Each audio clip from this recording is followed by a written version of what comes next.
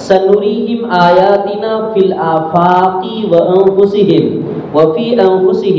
हत्ता यतबय्यन लहुम अन्नहुल हक़। इसका तर्जुमा यह है अनकरीब, सनुरीहिम सीन आ गया शुरू में तो तर्जुमा अनकरीब, हम तुमको दिखाएंगे अपनी निशानियाँ।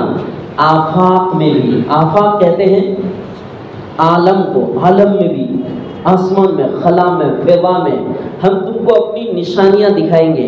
वफ़ी अनफुसिहिम, और तुम्हारे नफ्स में, जान में, तुम्हारी बॉडी में, तुम्हारे जिस्म में भी हम निशानियां अनकरीब दिखाएंगे। हत्ता यतबय्यन लहुम अन्नहुल हक़, यहाँ तक कि ये बात जाहिर हो जाएगी कि उस रब की कुदरत सच है, हक है। जाहिर हो जाएगी तुम्हारे पर कि उस रब की ताकत बरहक है, उस रब की ताकत बरहक है, उसकी कुदरत हक है और सच है। अवलम यकफी बिरब्बिका अन्नहु अला कुल्ली शैइन क़द शहीद, क्या ये बात काफ़ी नहीं है कि तुम्हारा रब हर चीज़ पर गवाह है, हर चीज़ पर हाजिर है, हर चीज़ को देख रहा है, हर चीज़ पर गवाह है तुम्हारा रब। तो अल्लाह पाक ने ये निशानी बयान फरमाई क्या, अनकरीब हम तुमको आफाक में निशानियाँ दिखाएंगे, आलम में। वफ़ी अनफुसिहिम, इस लफ्ज़ को अभी हम नहीं लेते हैं, इस पर भी बड़ी तहक़ीक़ और तफसीर है कि नफ्स इंसानी, जिस्म इंसानी, इंसान के बॉडी में कितनी निशानियाँ अल्लाह तबारक व तआला की मौजूद है, इस पर हम कभी आइंदा बात करेंगे इंशाअल्लाह। हम अभी बात करते हैं आफाक में अल्लाह पाक ने निशानियाँ दिखाने का वादा किया है, हम दिखाते रहेंगे। 1400 साल पहले कुरान में अल्लाह पाक ने ये बात इरशाद फरमाई। दूसरी आयत सूरह आले इमरान की आयत नंबर 190, उसमें अल्लाह फरमाता इन्ना फी खल्क़िस समावाति वल अर्द वख्तिलाफिल लैली वन नहार लआयातिल लिउलिल अलबाब। इसका तर्जुमा यह है, बेशक आसमान की तख्लीक, ज़मीन की तख्लीक, रात और दिन के इख्तलाफ, आने और जाने में अक्लमंदों के लिए बड़ी निशानी है। लआयातिल लिउलिल अलबाब, अक्लमंदों के लिए। अब अक्लमंद कहते किसको हैं? जो अकल को, कुदरत खुदाबंदी को देखने समझने के लिए इस्तेमाल करे, वही अक्लमंद है। अक्लमंद वो नहीं है जो नफसानी ख्वाहिशात में अपने आप को मिटा दे। इंसान को अल्लाह ने अकल इसलिए दी है कि मेरी कुदरत को पहचानो। जब मेरी कुदरत को पहचानोगे तो मेरी मारिफत हासिल होगी कि मैं हूँ कितना बड़ा, मैं हूँ कितना बड़ा। तभी तो अल्लाह ने चैलेंज किया है, हत्ता यतबय्यन लहुम अन्नहुल हक़, तुम्हारे ऊपर जाहिर होकर रहेगी ये बात कि मैं हक हूँ, मेरी कुदरत हक है, मेरी ताकत हक है, मैं जो निशानियाँ दिखाना चाह रहा हूँ वो हक है। तो आसमान, ज़मीन और रात और दिन के इख्तलाफ, आने और जाने, इन तमाम चीज़ों में क्या है, मेरी अक्लमंदों के लिए निशानी है। तो आसमान को ले लेते हैं, तो आसमान ऊपर की तरफ चाँद सूरज है, तो चाँद सूरज उसी में आ जाएगा। ज़मीन और ज़मीन के सारे ख़जाने अल्लाह तबारक व तआला ने इसमें अक्लमंदों के लिए निशानी बयान फरमाई। अगली बात करते हैं, समावात, आसमान का लफ्ज़ देखते हैं। आसमान में कितनी चीज़ें हैं, आसमान तक कोई अभी जा नहीं पाया।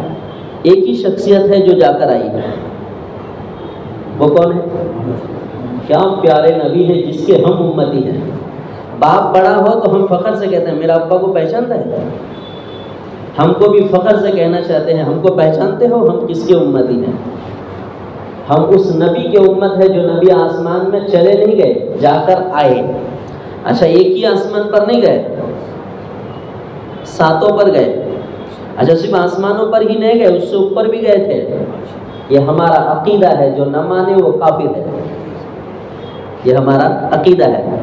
ऐसे असीम शान पैगंबर के हम क्या हैं? उम्मती हैं। तो हम कोई कम हैं? इसलिए शख्सियत को पहचानना चाहिए, हम हैं कौन। जब हम अपने आप को पहचानेंगे तो झुकने में मज़ा आएगा और नमाज के दुरूद में मज़ा आएगा। अल्लाहुम्मा सल्ली अला मोहम्मद। जब पता चलेगा कि हम उनके उम्मती हैं तो दुरूद पढ़ने में मज़ा आएगा।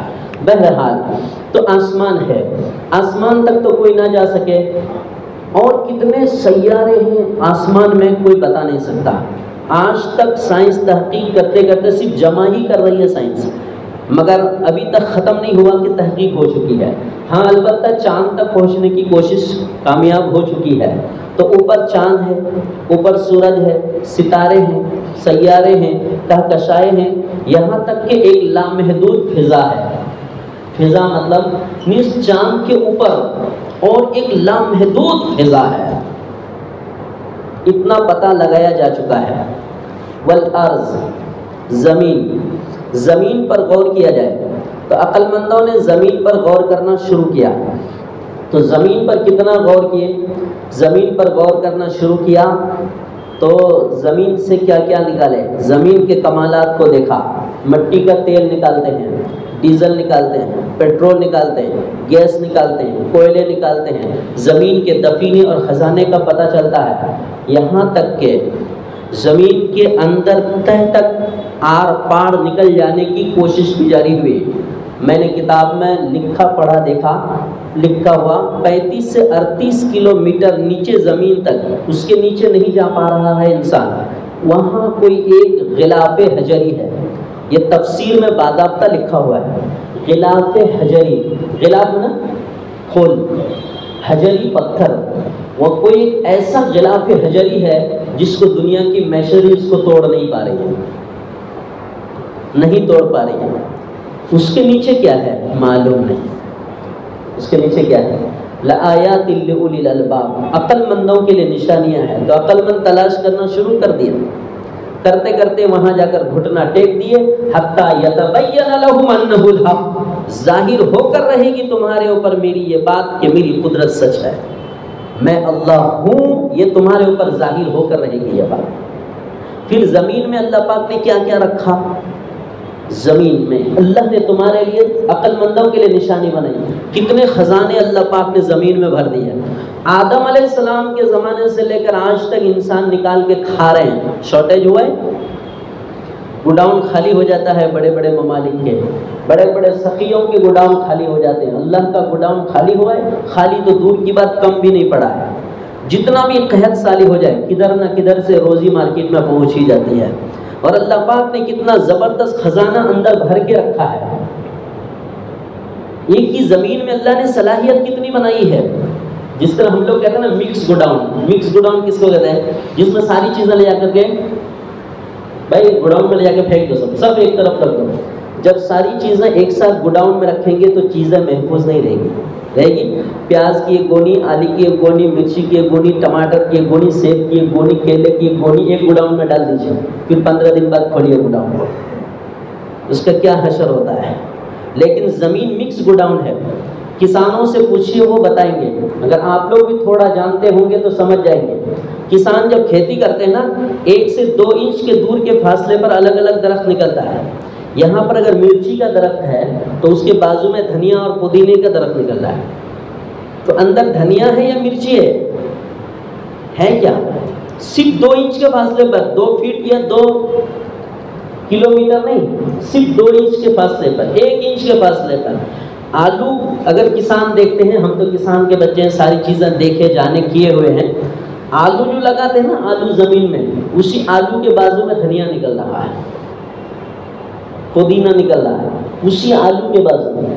پیاز کے جھاڑ کے صرف 1 انچ کی دوری پر لہسن نکل رہا ہے، صرف 1 انچ، اس سے بھی کم بولیے، مل جل کے ہی نکل رہا ہے۔ تو اندر پیاز ہے یا لہسن ہے؟ اللہ اکبر، یہ ہے ہمارا اور آپ کا اللہ، جو مکس گوڈاؤن اللہ پاک نے اندر دھان ہے یا گیہوں ہے، چاول ہے یا گیہوں ہے، اندر ہے کیا؟ سیب ہے، انار ہے، کیلا ہے، کیا ہے؟ مکس گوڈاؤن، ایک ہی کھیتی کی زمین پر ایک ہی ایریے میں ساری چیزیں نکل رہی ہے۔ اس سے اندازہ ہوا کہ زمین ایک مکس گوڈاؤن ہے جو اللہ پاک نے اندر محفوظ کر کے رکھا ہے۔ حضرت انسان اس کو نکال کر کیا کر رہے ہیں؟ کھا رہے ہیں۔ اللہ فرماتا ہے کہ تمہارے لیے اس زمین میں اور آسمان میں عقل مندوں کے لیے بڑی بڑی نشانیاں ہیں۔ یہ میں مختصر انداز میں اگلی 2 باتیں عرض کرتا ہوں۔ قرآن کریم میں سورہ یاسین آپ حضرات پڑھتے ہوں گے، جو کثرت سے پڑھتے ہیں ان کو یاد آ جائے گا، والشمس تجری لمستقر لها ذلك تقدير العزيز العليم والقمر قدرناه منازل حتى عاد كالعرجون القديم لا الشمس ينبغي لها ان تدرك القمر ولا الليل سابق النهار۔ یہ پورا سائنس اللہ پاک نے بیان کیا ہے۔ کہتے ہیں نا سائنس نے ترقی کرنی، سائنس پیدا کب ہوئی؟ سائنس تو دیا ہے قرآن نے، قرآن نے دیا ہے۔ اللہ فرماتا ہے لآیات لأولی الالباب، جب 1400 سال پہلے ان چیزوں کو بیان کر دی گئی ہے تو عقل مند لوگ اب قرآن سے ان چیزوں کو نکالنے کی کوشش کر رہے ہیں۔ اللہ فرماتا ہے سنوریہم آیاتنا فی الآفاق، ہم قریب آفاق میں تم کو نشانیاں دکھائیں گے۔ تو عقل مند لوگ باہر آئے، کہنے لگے جب رب نے اس کی خبر دے دی ہے کہ آفاق میں نشانیاں ہیں تو ہم اس کو تلاش کریں گے، اور تلاش کرنا کیا کیے؟ شروع کر دی ہے۔ اللہ تبارک و تعالیٰ فرماتا ہے کہ سورج دوڑ رہا ہے اپنے مستقر پر، یہ زبردست جاننے والے قادر رب نے اس کو مقدر کیا ہے۔ چاند کے لیے منزلیں مقرر کی ہے اللہ پاک نے، اور اپنے مدار پر یہ سورج اور چاند گھوم رہے ہیں، گھوم رہے ہیں۔ للشمس ينبغي ان تدرك القمر ولا الليل سابق النهار، سورج اور چاند کا نظام جو یہ گھوم رہا ہے اور تیر رہا ہے، اللہ خود فرماتا ہے کہ یہ ایکسیڈنٹ نہیں ہوگا۔ دنیا میں کوئی تیز رفتار گاڑی چلائے، ہم آئے دن ایکسیڈنٹ کی خبر سن رہے، لیکن آسمان میں ایکسیڈنٹ کی کوئی خبر سنے کہ 2 سیارے ٹکرا گئے، 2 تارے آپس میں ٹکرا گئے، جھڑ کے گر گیا، ٹوٹ کے گر گیا؟ نہیں۔ اللہ فرماتا ہے ممکن نہیں ہے کہ سورج چاند میں جا کے ٹکرا جائے یا چاند سورج میں جا کر ٹکرا جائے۔ ہر ایک کا نظام اللہ تبارک و تعالی الگ الگ چلا رہا ہے۔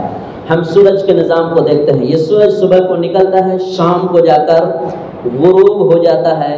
ہم اپنی جگہ کی بات کرتے ہیں کہ صبح کو مشرق سے نکلتا ہوا دیکھتے ہیں، اور کہاں جا کر یہ سورج ڈوب جاتا ہے؟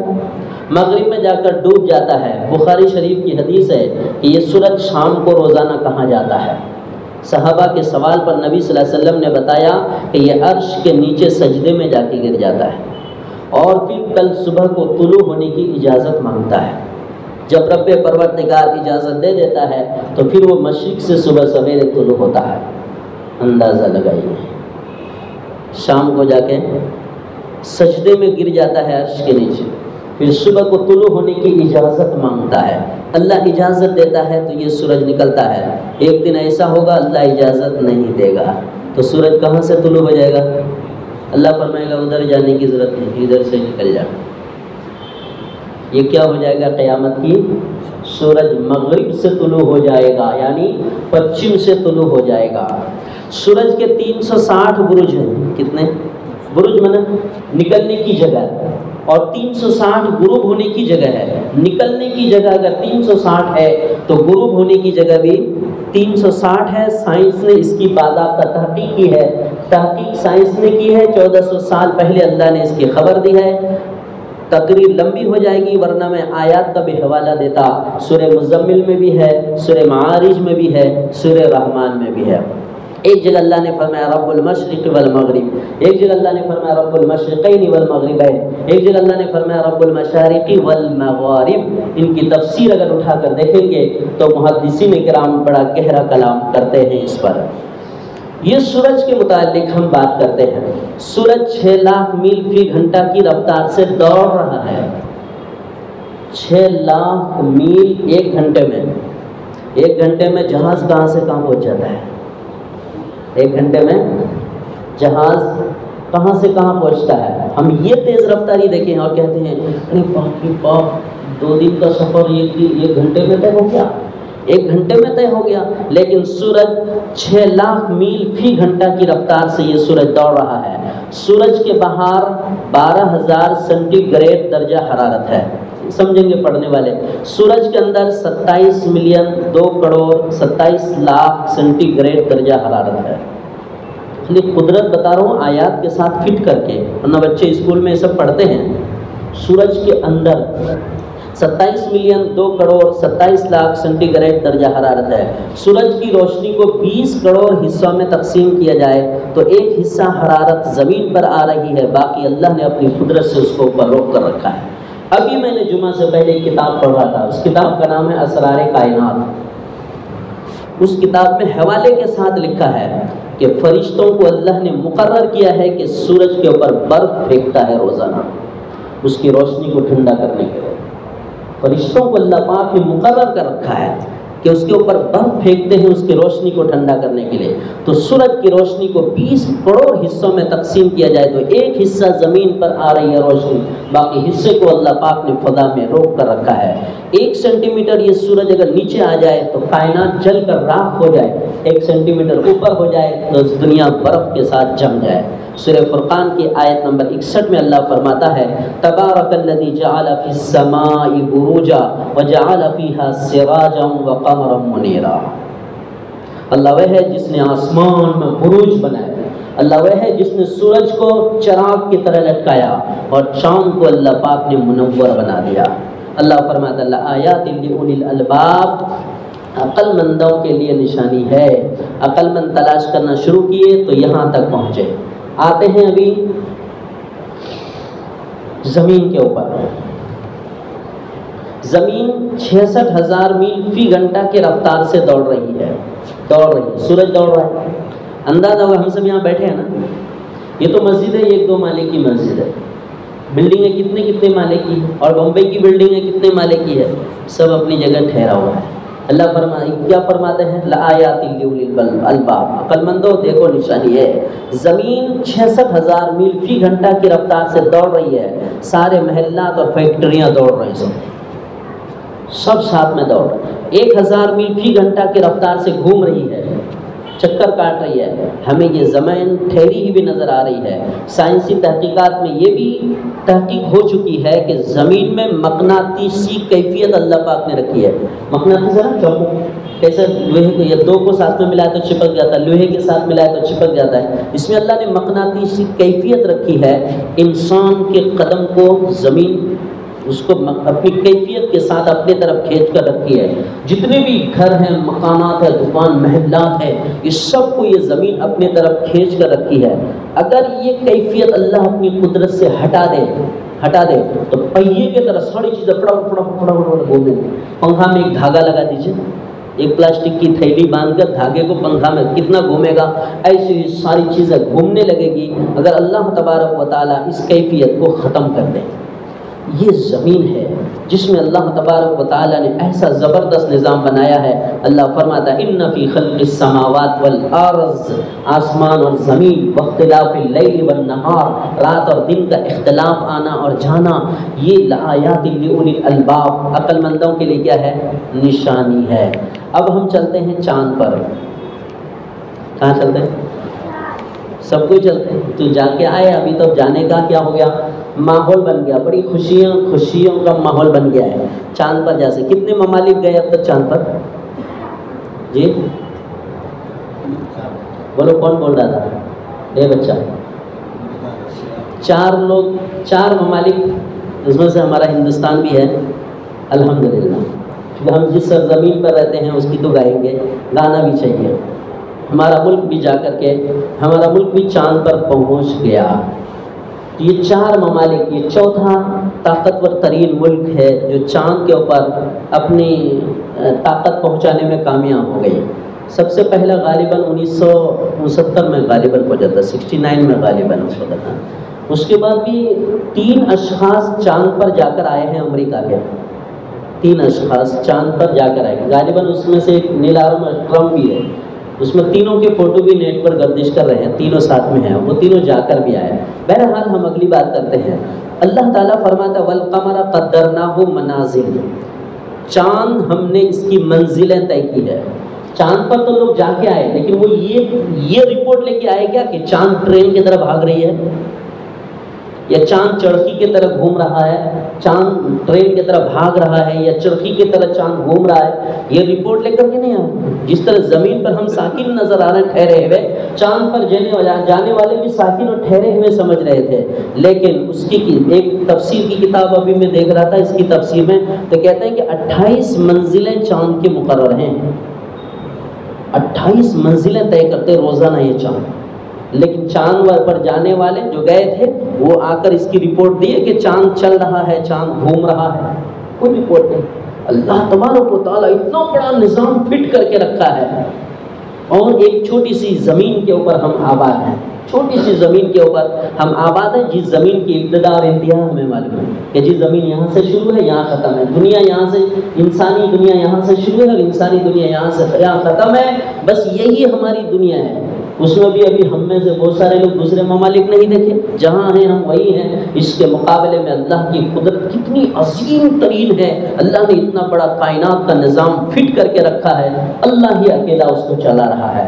چنانچہ آپ دیکھیں گے ہمارا ملک 23 اگست 2023 کو چندریان نام سے اپنا مشین بھیجا اور لینڈنگ ہونے میں کامیاب ہو گیا۔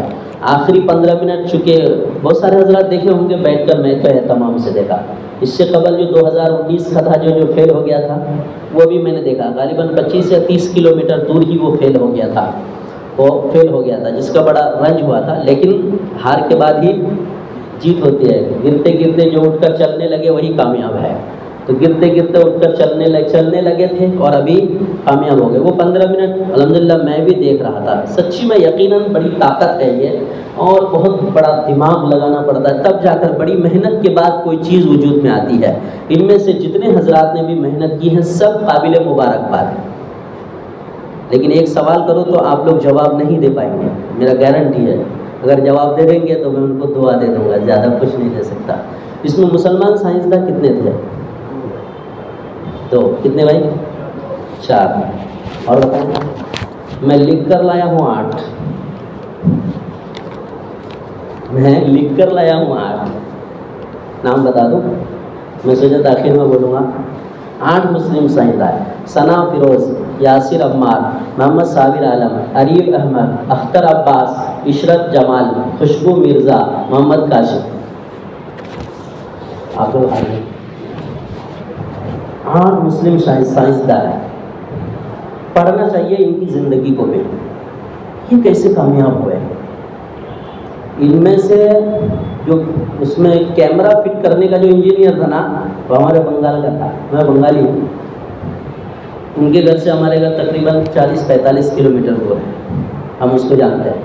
جب یہ چندریان 3 پاس ہو گیا نا تو اس کے علاقے میں جو اسکول ہیں ان کے بستی کے قریب، ان کے اسکول والے خوشی میں انہوں نے بھی چندریان بنایا، اور 15 چندریان بنانے کے بعد انہوں نے بھی اپنے اسکول میں ایک پروگرام کر کے اس کو لانچ کیا، یعنی مصنوعی کھلونے کے طور پر، مصنوعی اس خوشی میں ان کے استقبال میں کہ ہمارے گاؤں کا بچہ بہرحال ہے۔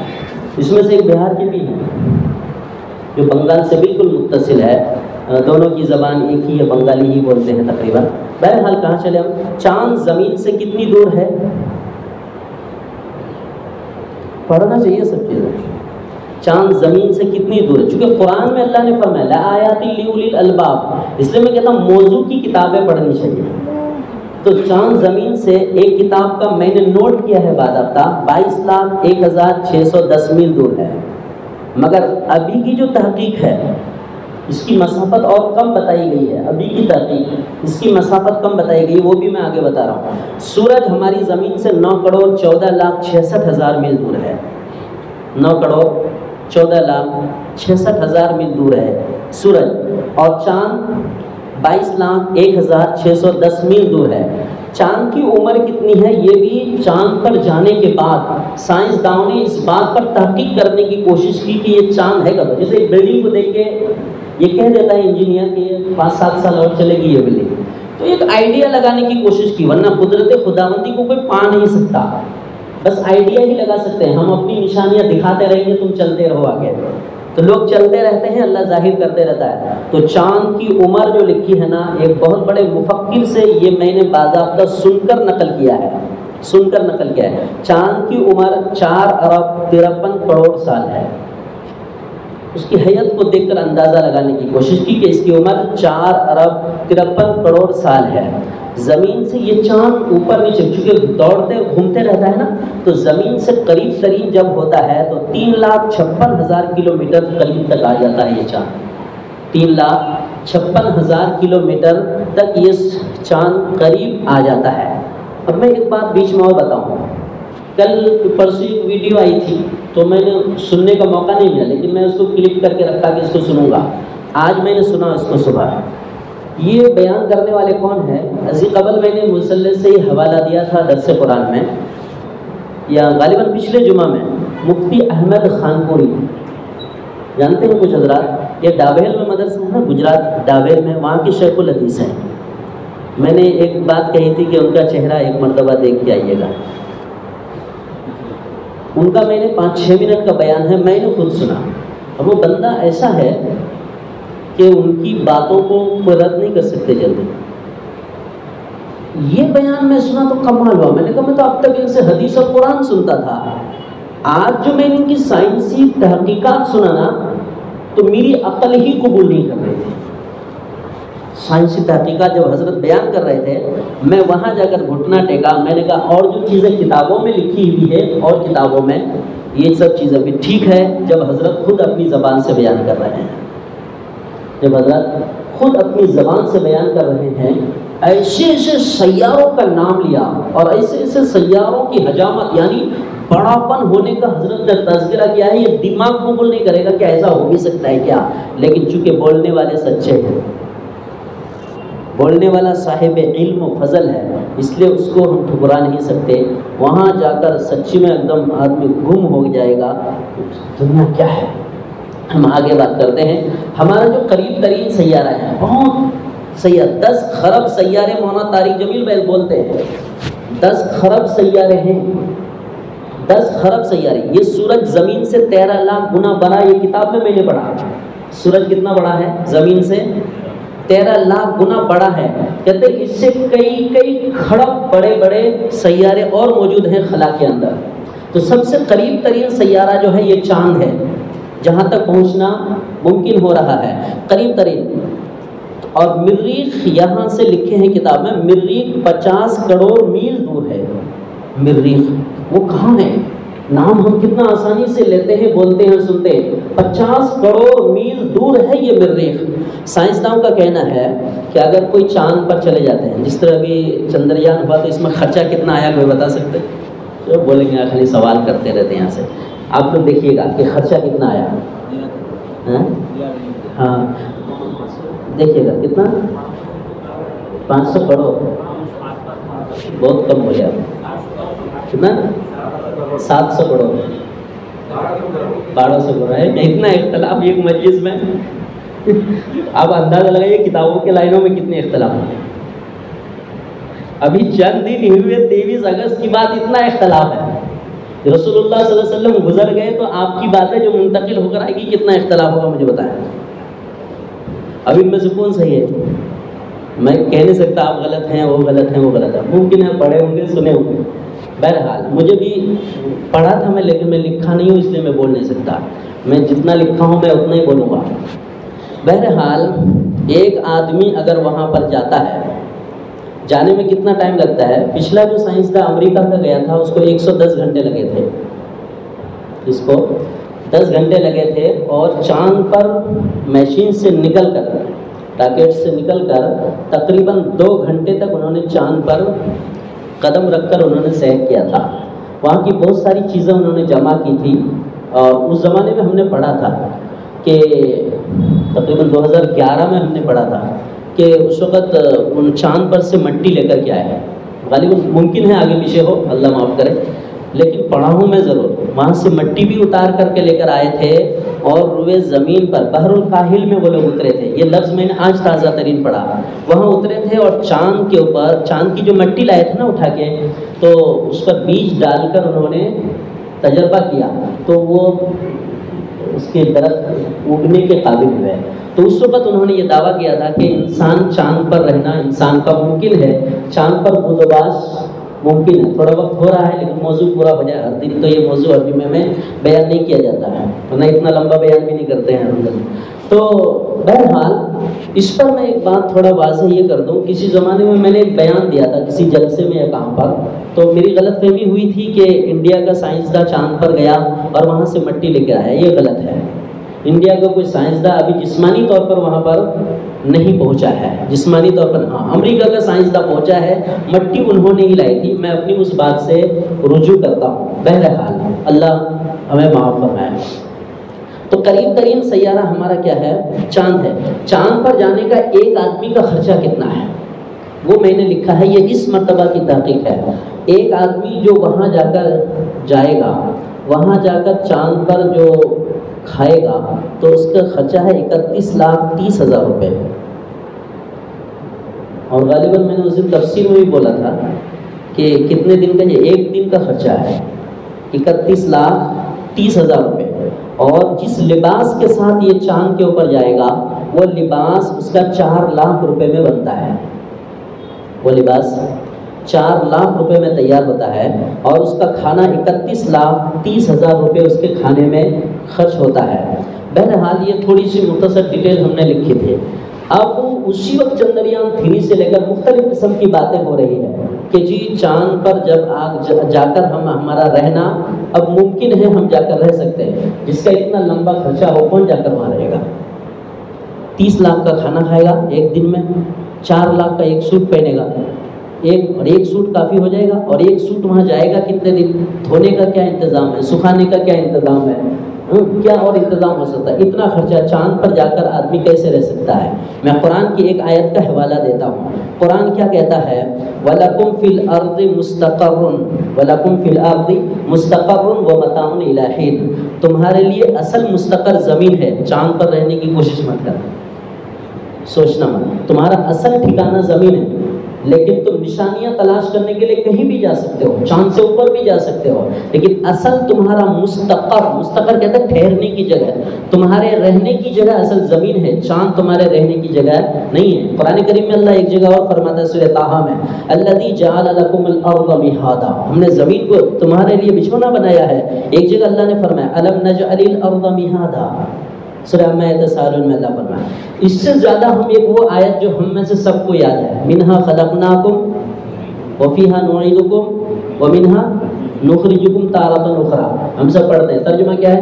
منہا خلقناکم، اس سے ہم نے تم کو پیدا کیا ہے، وفیہا نعیدکم، اسی میں ہم تم کو لوٹائیں گے، وفیہا نخرجکم، اور اسی زمین سے ہم تم کو نکالیں گے۔ زمین الگ سیارہ ہے، چاند الگ سیارہ ہے، ہمارے رہنے کی اصل جگہ کیا ہے؟ وَلَكُمْ فِي الْأَرْضِ مُسْتَقَرٌّ، زمین تمہارے لیے اصل کیا ہے؟ مستقر ہے، تو زمین ٹھہرنے کی جگہ ہے۔ ایک آخری بات عرض کر دیتا ہوں کہ چاند پر جا کر فائدہ کیا ہوا؟ کہتے ہیں کہ جی زمین پر غریبی ختم کرنی چاہیے، چاند پر جا کے گھوم کے آئے، کون سا کمال کر دیا؟ کوئی ضروری نہیں کہ ساری چیزیں ایک ساتھ ہوتے جائے۔ وہ الگ بات ہے کہ ہر فیلڈ میں رونا ہے، کون ہے جو نہیں روتا ہے، کون سا شعبہ ہے جس میں رویا نہیں جاتا ہے۔ بہرحال یہ کہنے کی باتیں ہیں، ہزار منہ تو ہزار باتیں ہیں، لیکن چاند پر جا کر ایک فائدہ اور ہوگا، وہ یہ ہوگا کہ ابھی چاند پر جب جانا ممکن ہو گیا تو چاند پر جانے کے بعد پھر اور اوپر کے آگے کی تحقیق ممکن ہے۔ جب وہاں جا سکتا ہے آدمی، وہاں ٹھہر سکتا ہے، وہاں رہ سکتا ہے، تو پھر اس کے آگے کی خبروں کا موصول ہونا اور خبروں کی تحقیق کرنا آسان ہو گیا۔ بلکہ میں ابھی چند دن پہلے ایک مفکر کا بیان سن رہا تھا، چندریان 3 کے اوپر وہ تحقیقی بیان کر رہے تھے، بہت بڑے آدمی لگ رہے تھے۔ وہ کہہ رہے تھے کہ وہاں جانے کے بعد ہمارے ملک کے نوجوانوں کے روزگار بڑھیں گے، مسلمان تھے، روزگار بڑھیں گے، مجھے معلوم نہیں اس کی کیا شکل ہوگی اور کب بڑھے گی، مجھے اس کا علم نہیں، پر وہاں جانے کے بعد ایسے اور سیٹلائٹ اور ایسی مشینیں وہاں فٹ ہوں گی جو آگے کی خبریں وہاں سے معلوم کی جا سکتی ہے اور کی جاتی رہے گی یقینی طور پر، اس لیے کہ اللہ فرماتا ہے سنوریہم آیاتنا فی الآفاق، ہم آفاق میں نشانیاں ہم تم کو دکھاتے رہیں گے، ہم دکھاتے رہیں گے تم کو، تو وہاں جانے کے بعد اور آگے کی تحقیقات ممکن ہے۔ یہ ہے اللہ تبارک و تعالیٰ کی قدرت، جس کو ہم کہتے ہیں ذالکم اللہ ربی و ربکم، یہ وہ اللہ ہے جو میرا اور آپ کا رب ہے۔ وآخر دعوانا الحمد للہ۔